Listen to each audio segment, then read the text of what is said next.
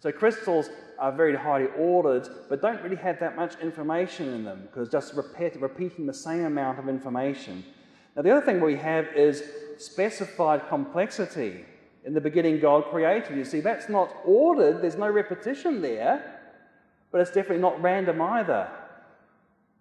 In fact, for a program to work this out, you'd have to say you've got a program which says I, then N, then space, then T, so you've got to specify the letters there. And living chemicals, the DNA and the protein, are like the specified complexity. They're not regular and repeating, but they're also clearly not random. Like you've got the, this is a protein called myoglobin. It stores oxygen in the muscles.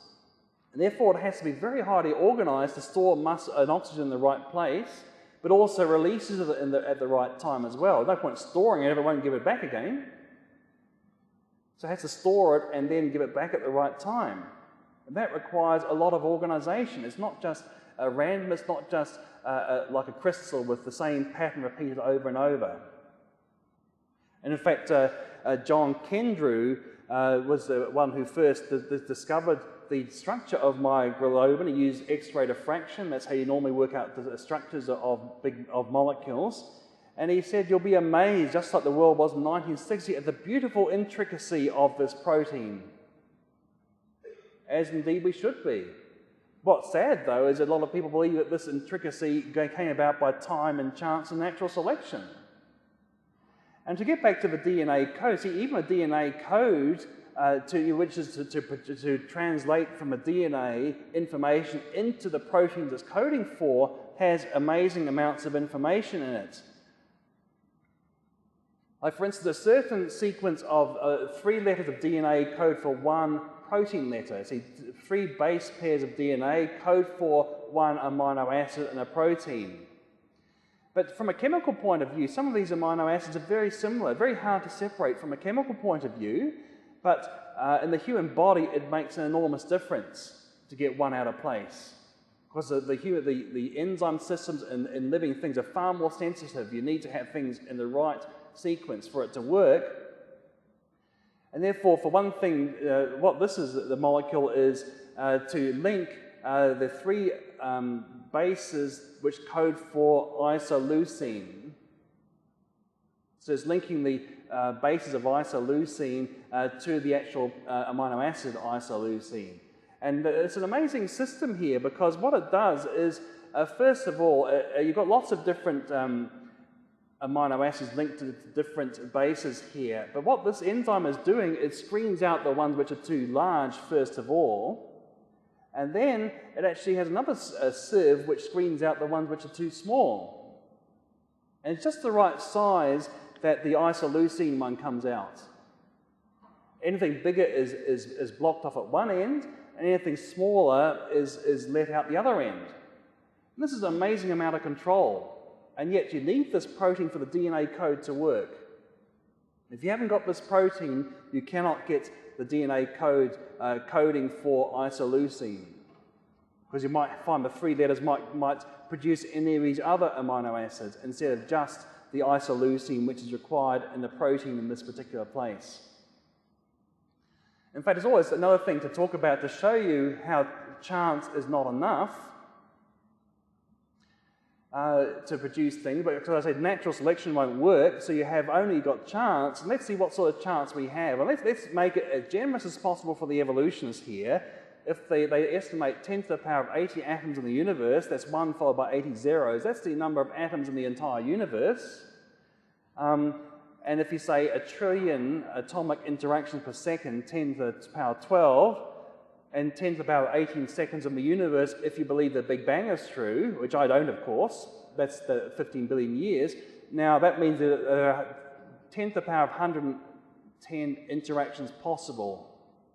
That's 1 followed by 110 zeros. That's the total, the maximum number of interaction between atoms that are possible, even if you grant the entire universe was participating, even if you grant that it's as old as the Big Bang as say it is. There are 20 amino acid letters, and if I'm saying there are 256 enzymes for the simplest life, and that's, I think, very doubtful. I think it's going to be far more complicated. I think this is far too simple, as I mentioned before. Now, each of these enzymes is composed of lots of amino acids.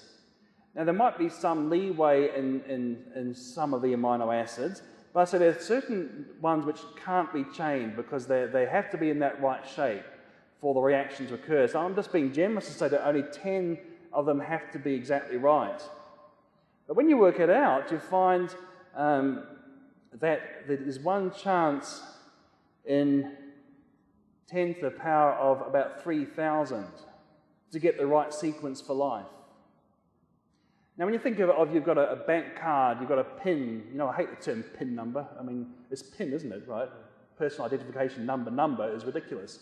Okay, so you've got a 4-digit PIN, and you're not supposed to leave it lying around there. You're not supposed to have it written down. And the point is, if someone else steals your card and guesses the right PIN, the bank's going to say that you left it lying around somewhere. Because it's 1 in 10,000 chance, or 3 in 10,000, because you've got 3 goes of getting it right. 3 in 10,000 chance of getting it right, and the bank thinks that's enough protection for you. But here, it's like getting a 3,000-digit PIN number. See, if a 4-digit PIN number is pretty good protection for the ordinary person using a credit card, well, what's a 3,000-digit PIN number like? It's totally impossible.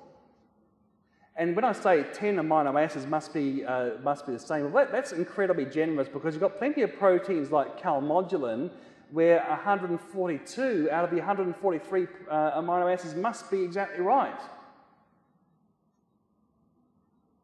And to try and get that by time and chance is just amazing. Just that one protein alone, the chance of getting that is about 1 followed by 185 zeros, just for that one protein, which is essential for metabolizing calcium. Now to get back.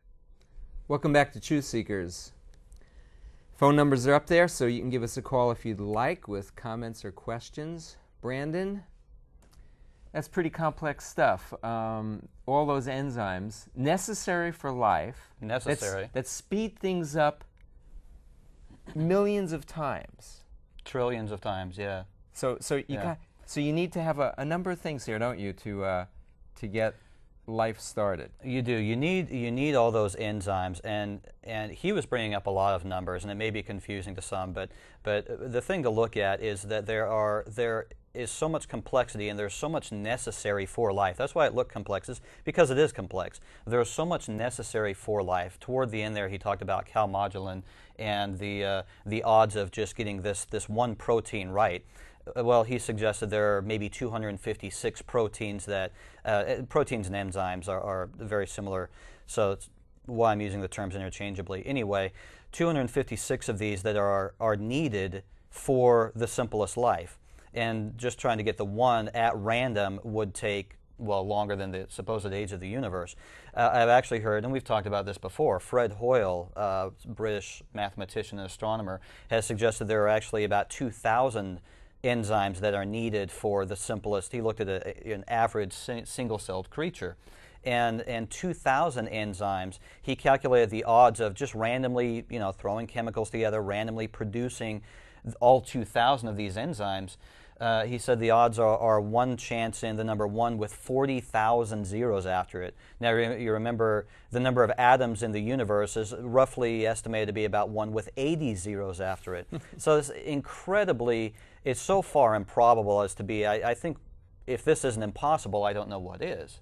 It is impossible. You bring that up. I brought some quotes with me. I'm glad you reminded me of Sir Frederick Hoyle. Now, Sir Frederick Hoyle held a position that Stephen Hawking holds now at Cambridge University. It was Isaac Newton held the position first. It was an honorary position because he was like the 10th wonder of the world almost, Newton in his time, the greatest mathematician.